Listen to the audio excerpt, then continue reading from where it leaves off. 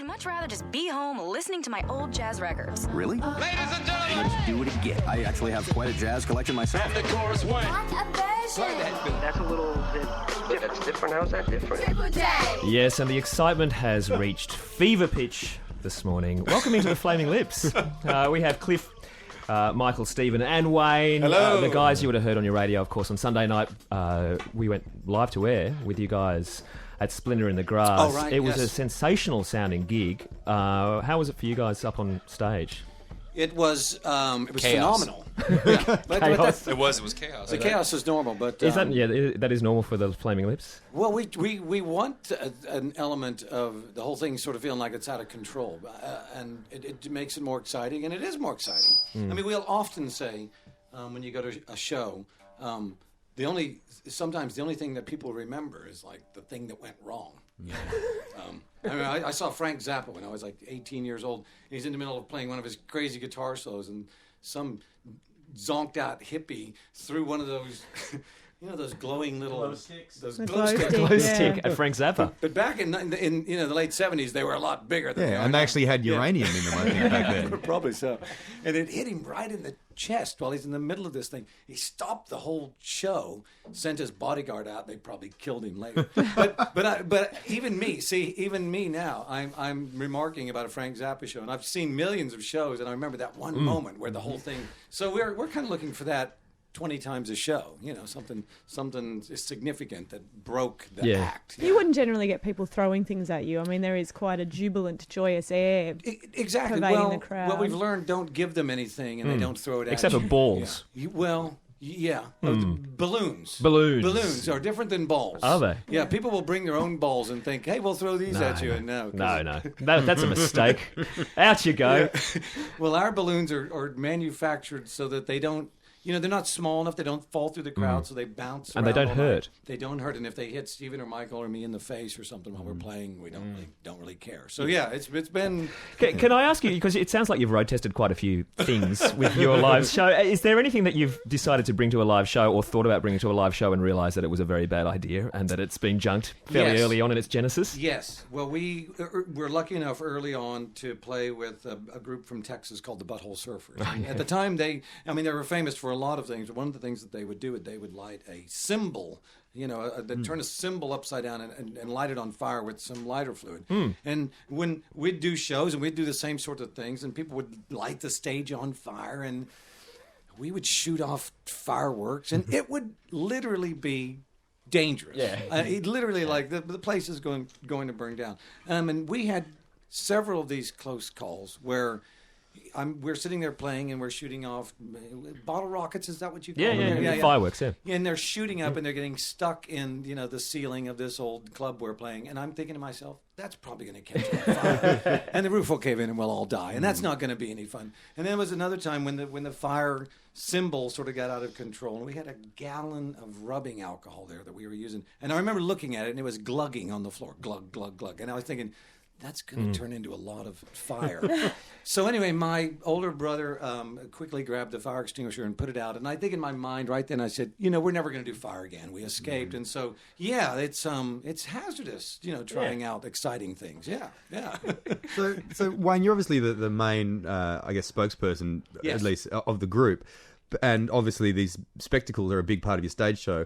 What do you guys think about all this? Is there any point where you're just going, for Christ's sake, Wayne, can you just sing the song? Why do we have to have balls? Every night. Steve, you strike me as the person that may have a slightly more cynical attitude towards. I wouldn't say cynical. Cynicism. I go back and forth like during the show. I'm like, well, this is getting old. Then you see like some video or something on YouTube. You're like, damn, I'm really glad we're doing that. Yeah. So And now that you're out from behind the drum kit for a long time now, you're sort of right in the front line of any danger that does happen. You can run, I guess. Well, the worst danger is the really big balloons because they can't hurt you, but they weigh so much they can actually knock your. Well, they have a man inside them quite often as well, don't they? There's that. No, I mean we consider it as like I think people expect the spectacle, and I know that when we rehearse some of these songs that we've played for years and years with confetti and stuff flying at you.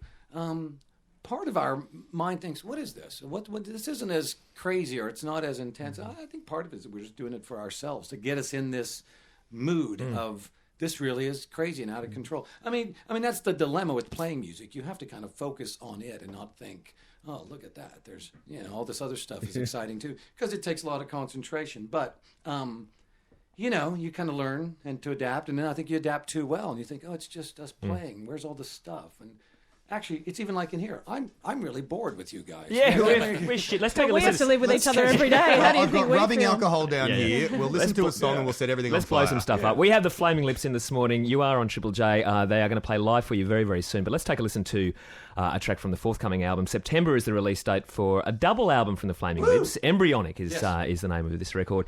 Silver Trembling Hands is the song that you've heard flying around the radio over the ether all over Australia. Let's take a listen to it now. Come back and have a bit more of a chat to the Merry Men, and then get them to play live. You're on Triple J. The Merry Men.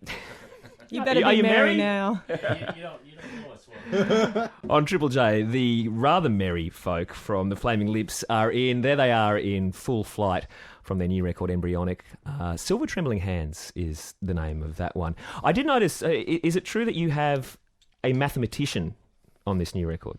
We do. And how on earth does that tie into the wonderful world of the Flaming Lips? It doesn't, but Yes, Wayne, you're going to help us. You're going to help us make this all work. Really? I'll tell you, we were, you're talking about it being a double record, and I think very early on, the very first couple sessions we did up at Dave Fridman's studio in New York, we were trying to decide, well, why would anybody know it's a double record? I mean, honestly, a lot of people just listen on their iPods and listen to tracks, and really there could be 100 tracks there, and you just play the ones you know, and it doesn't really, it's not the same thing. I mean, I'm 48 years old, so to me, double records, meant something different.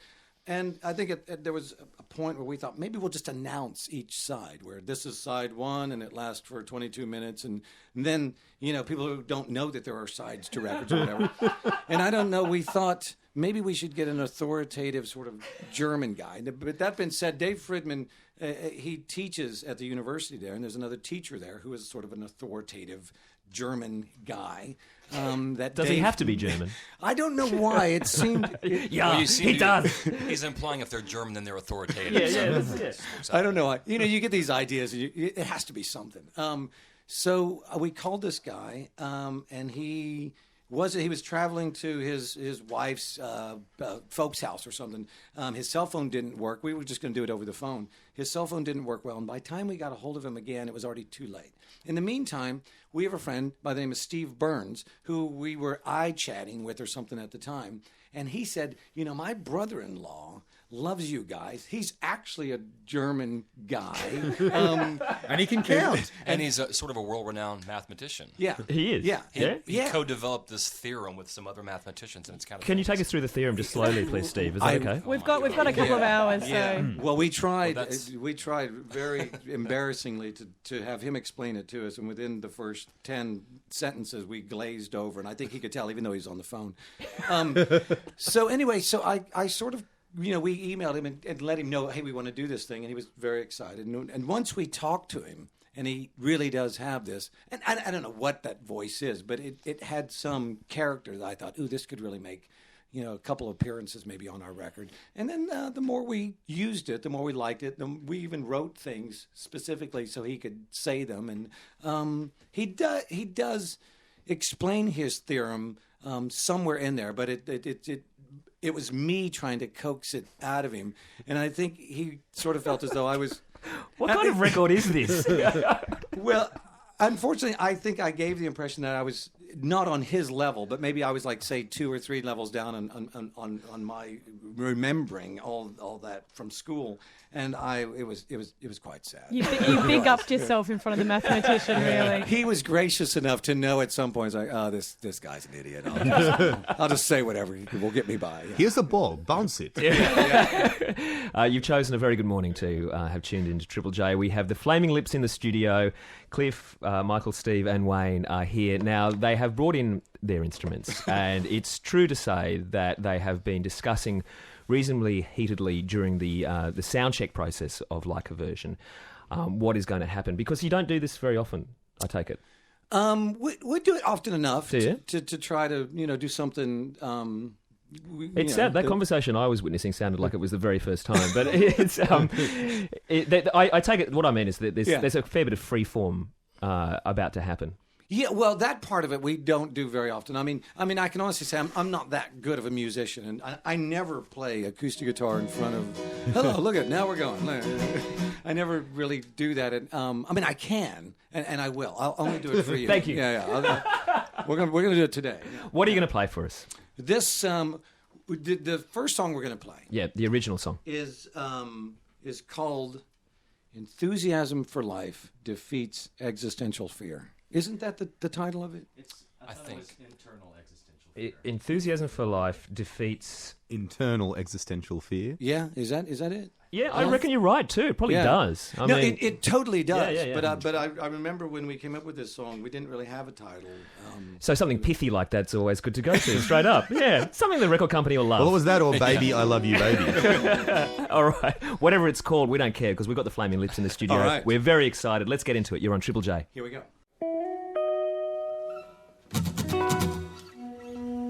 Oh, here it comes.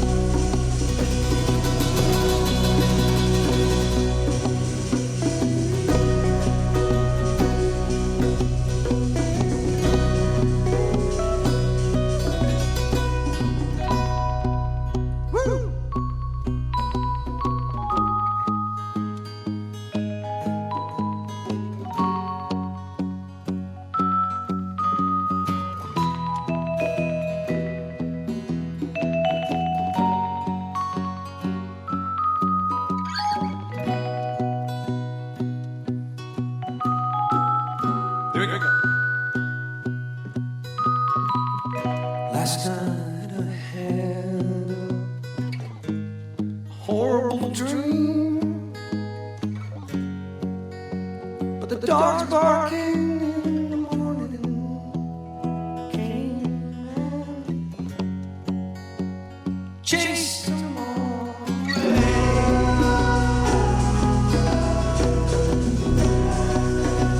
We need some dog sounds.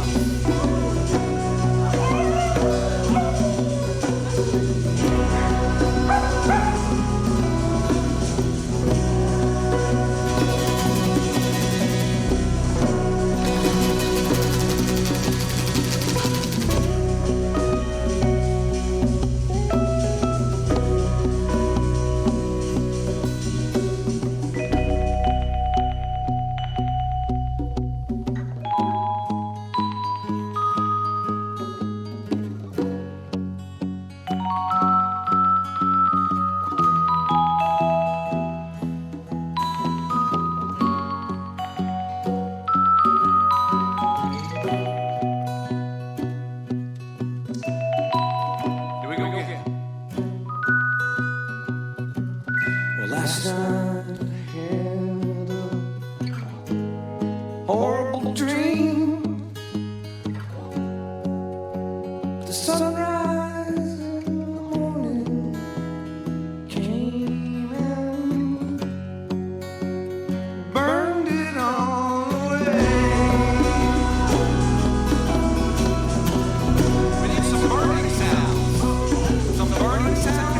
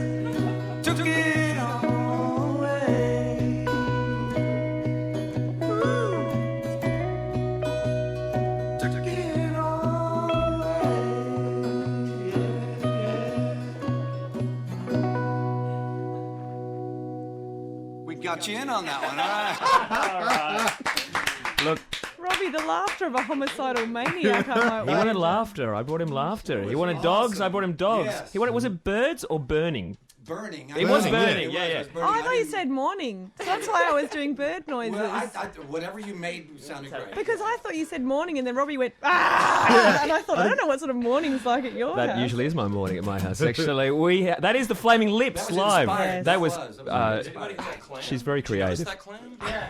You noticed it, right? 2 weeks. Thank you very much. We have Did you get- Cliff, Michael, Steve, and Wayne. The Flaming Lips are here for Like a Version this morning. That was absolutely beautiful. The song "Enthusiasm for Life Defeats Internal Existential Fear," and it Obviously. did. We should It tell them did. that you guys joined in. Do you Yes. normally join in? I'm a great joiner-inner. Well, you do have to join in. Yeah, so long as it's not singing, When was the it's last fine. time? They were. Nope. You guys were. Well, like, we had Peaches in here last year, and she wanted us to get our shirts off. Unfortunately, I wasn't such a great joiner-inner, but Lindsay over here, no problems at all. So when we come back after the news with the Flaming Lips for a very special Like a Version this morning, if you feel like suggesting he gets his gear off, I think we should all just be naked when that yeah, do happens. you? Okay. All right. That seems Are fair. we going to play appropriate music? Is there going to be an appropriate cover for nudity? Yeah, definitely. Yeah. What are you going to play for us, Wayne? We are going to play. We've been doing a version. Is that? It's called Like a Version. I remember when people mentioned it, I thought they said Like a Virgin. I said no, we don't do Like a Virgin. We do Borderline. That was a so co- we're yeah. doing. We're doing a song that I guess it was.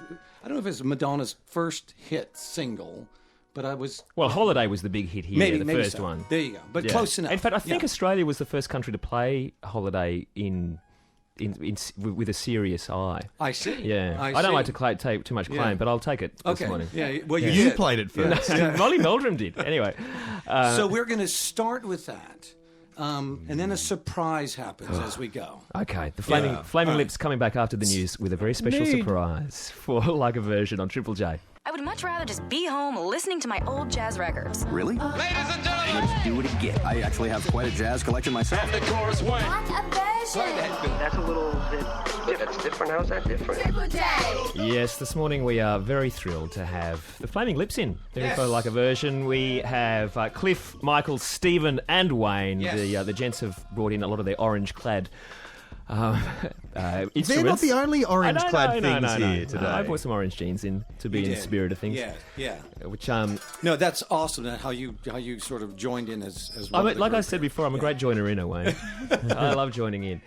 What I was actually going to ask you about. I mean, you guys have been, not to sort of point too fine a point on it, but you've been together for a good few years. It's been over a quarter of a century that you've been playing music. Definitely, yeah. And I just wondered what if you go. I don't know if you ever go back and listen to many of those earlier recordings that you guys did. I know that you played a festival recently where people got to request some of your Yes. earlier tracks. But is there much, Flaming Lips DNA in some of those earlier sorts of recordings that you realise are still there, still very much part of the band? We, as you go along, you luckily will put together sometimes these compilations of our earlier stuff. We've done 2 or 3 of those where you repackage them and sort of, tell stories about them. And then we'll sit there and sometimes we remaster them and stuff. So sort of surprisingly, sometimes I'll have to hear it just as kind of check and see if all this is in the right order sort of mentality. And I wouldn't have listened to it for a long time, ever, intentionally thinking, oh, what is this? And a lot of times I'm surprised as I'll think, oh, what is this? This is insane. Why would these people do this? Why would they record this way? Why would they make a song this way? And whenever I hear that, no matter what the group is, I think, oh, that's awesome. And so it's almost every time I hear our oldest stuff, it's, that stuff always pleasantly surprises me. It's the stuff, and all musicians would say this, anybody who's made, records, especially as many as we have, it's the things that are like 5 and 6 years old that you really cringe over. You kind of feel like, oh, it's close enough that you feel like, yeah, I really did that. You're just, you haven't, I guess what it is you can remember the way you were thinking when you made it. And the older stuff just drifts away and you really can't remember your state of mind or what you were thinking. And it sort of just becomes someone else's music. You have to remember, we made our first record in 1984, so it would be utterly embarrassing if we still were those same sorts of guys. Yeah. But for us, it's been great. I mean, it's hardly ever when people come up and request old songs. That's a great compliment to think, oh, this stuff that I heard, back in the 80s. What about the legacy, though, of being a band that's always, in inverted commas, pushing frontiers or trying to be, once again, inverted commas, experimental with what you do, and what people's expectations become of that? I mean, it must be a slightly strange dynamic to an audience which is always expecting you to be coming up with supposedly fresh, outlandish kind of concept. Well, I think, luckily we like it. I think we almost demand it more than the audience does. I mean, we forget that, people don't see us that often, or they're not paying that much attention to you. The artists sometimes get the feeling that they're the only band that people are listening to sometimes, and there's a lot of great music out there, and we're influenced by it as well. And I think, in a sense, we're really just doing what we like. And if people like it, we're like, oh, good. And if they don't, which they don't, always anyway, at the end of the day, you're kind of, how can you make music and art? You really just have to hope that something, that excites you sort of dribbles out of your subconscious and you follow it, And we would have no justification or no defense to make art any other way. But to have those labels, experimental or pushing whatever boundaries there are attached to it, and that's wonderful. I mean, I'd rather be trying to do something and fail than to play it safe and think, oh, look at us, we're gonna become famous and make a lot of money or whatever. In some ways, you've also been painted as this genial, beatific godfather of music as well. Is that do you think that's a surprise to your younger self? Do you look around and think, that's not what I intended, or why am I in this position? Or? Well, I mean, when we were young, when we started the group, we didn't think it would last even a year. I mean, we thought no reason why it should, really. I mean, especially with all the fire and explosions. Well, once we survived all that, we sort of felt like, we could do anything. No, I mean, we started out of just the most basic amateur joy of playing music literally for ourselves. I mean, we were, we come from Oklahoma City, where there's not a big music scene. But a few punk rock bands would come through there. There were a few local punk rock groups. And I think we saw that as like, we're going to do that sort of thing. We're going to be a band like that. But we were realistic. I mean, Steven wasn't in the group then, and neither was Cliff. I mean, it was more me and Michael. It was very, sort of play whatever we could play, which wasn't that much. We knew we were limited. And so we thought, this might last a year, and maybe we'll make a record or two at the most. And then we would go back and work our sort of jobs at the fast food restaurants that we were working at. But then as it started to go, I mean, it still surprises me when we say, oh, you said quarter of a century. I mean, you could have said, you could have said 26 years or something. I know, it's the century, but minus a few. I know. In a way, now I think that's great. I think there was a time when people would say 10 or 15 years. You'd be like, Jesus, that's a long time. But then, it creeps over into like, this is really, it's really our life. But I don't think about any of that too much. I mean, we are so in love with the idea of being part of whatever music's going on now. Even the other day, we were at the festival the night before. We saw a Block Party play. We were lucky enough to see MGMT play just before us. Well, you've got MGMT on your new record, don't you? Totally, we do. You're exactly right. Got Karen O as well. Exactly, yeah. So, I don't think we ever think, oh, we're up here and they're down there. We want to be down there with all this stuff, whatever it is, what's happening now, good or bad, yeah. Well, we feel very lucky having you in the studio this morning, gentlemen. Thank you for coming into Triple J. The Flaming Lips are in. You tuned to Like a Version this morning, and I guess it's a good time to get you to play, really, isn't it? It's all we have left in us. Let's get into it. All right.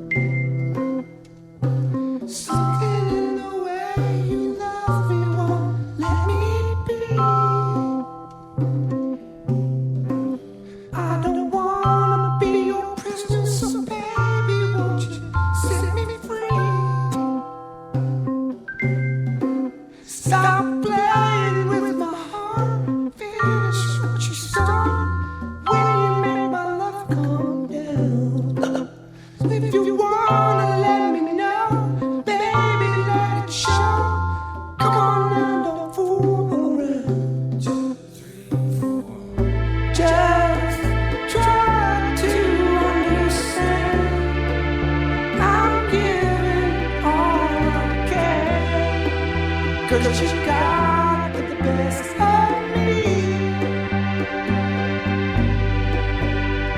Borderline, feels like I'm going to lose my mind. You just keep on pushing my love over the borderline.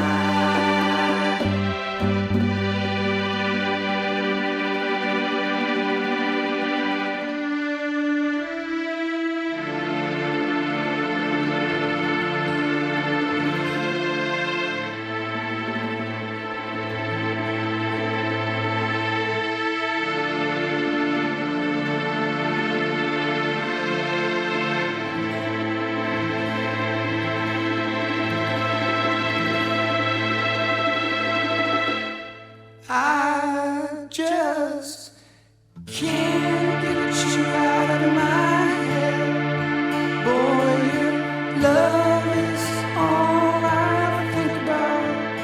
I just can't get you out of my head. Boy, your love is all I think about.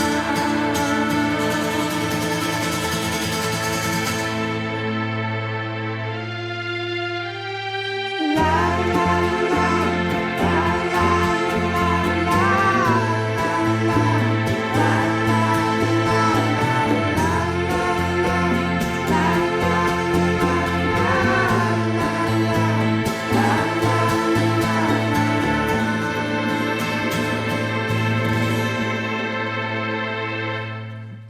I just can't get you out of my head. Boy, love is all I think about.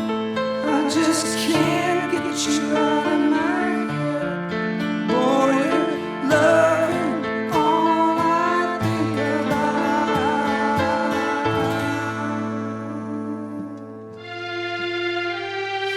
La la la la la la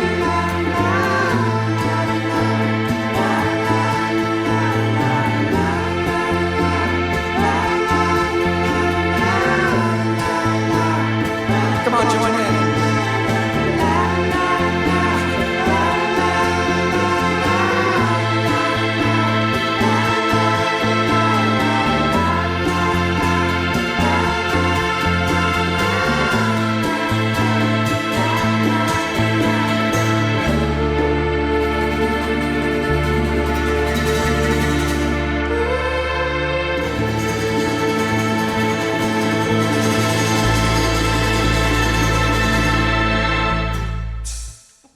No.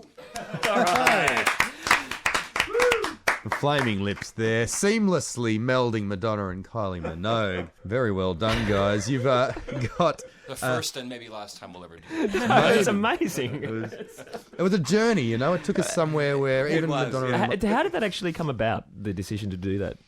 There's a now the TV show that we did it for in England it doesn't exist anymore, but it was another covers thing. So we should be expecting that this will be possibly the last time we ever do like a version. Then it's Maybe- the combination that kills Once we're on it, broadcasters. yeah, interest wanes after that.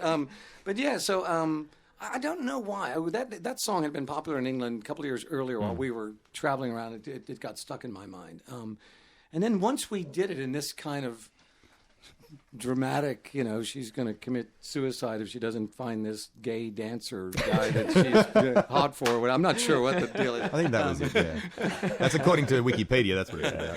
Yeah. And then once we started playing it, we really just fell in love with the song. I mean, it really is a great melody, and it's a nice arrangement. But that's what you do, huh? That is what you yeah. do. It's what you guys do so well as well. Cliff on the congas, Michael on the bass, Stephen on the keyboards, and Mr. Wayne Coyne up the front on his acoustic guitar and singing as well. The Flaming Lips, thank you very much, gentlemen, for coming into Triple J. We really appreciate it.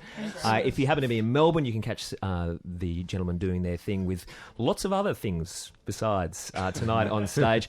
Embryonic, the double album. Well, Embryonic, the album. Are we calling it a double album? It's a double album, yes. Double album. Come on, let's make the most of Yeah, it. the Embryonic, the double album. The new album from the Flaming Lips, due out in September. We look forward to hearing it. Thank you very much, sir. All right. All right, thanks. Take us away. You're on Triple J. La la la. La la la la la la la la la la la.